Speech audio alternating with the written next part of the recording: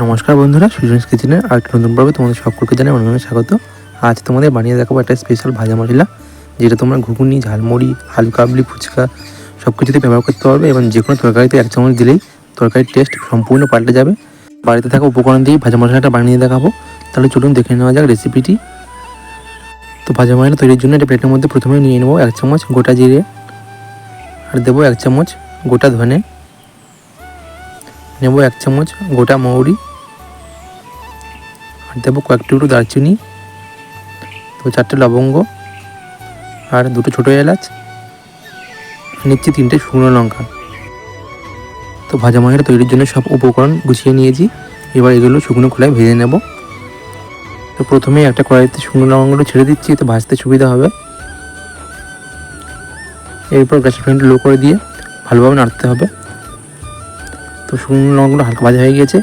এরপর যে গোটা গরম মশলাগুলো ছিল সেগুলো দিয়ে দিচ্ছি, লবঙ্গ, এলাচ আর দারচিনি। তো গরম মশলাটা দেওয়ার পর আবারও হালকা করে একটু ভেজে নেব। তো কয়েক সেকেন্ড ভাজার পর যে গোটা জিরে, ধনে, মৌরি ছিল সেটা দিয়ে দিলাম। আবারও ভালো করে একটু ভেজে নেব।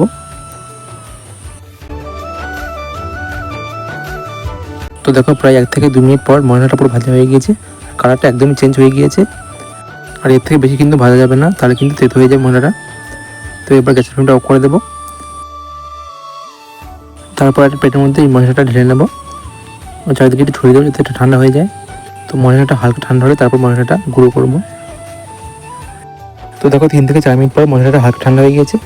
এবার মশলাটা একটা মিক্সার গ্রাইন্ডারের মধ্যে ঢেলে নেব। এবার মশলাটাকে গুঁড়ো করে নেব। খুব বেশি মিহি করার দরকার নেই, হালকা দানা দানা থাকবে। তো দেখো, গুঁড়ো করা হয়ে গেছে। আর খুব বেশি মিহি করিনি, কিন্তু একটু হালকা দানা দানা আছে, দেখেই নিশ্চয়ই বুঝতে পারছো। তো খুব বেশি মিহি করার দরকার নেই। তো এবার একটা প্লেটের মধ্যে মশলাটা ঢেলে নিচ্ছি। আর দেখো, দেখতে কতটা সুন্দর লাগছে।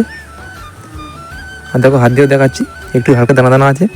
তো এই মশলাটা একটা এয়ারটাইট কন্টেনারে ভরে প্রায় 3 থেকে 4 মাস পর্যন্ত সংরক্ষণ করে খেতে পারবে, নষ্ট হবে না। এই ভাজা মশলাটা আলু কাবলি, ঘুগনি, ফুচকা, ঝালমুড়ি, যে কোনো চপ বা যে কোনো আচার বা চাটনিতে এই মশলাটা সামান্য দিলে দারুণ টেস্টি হয়।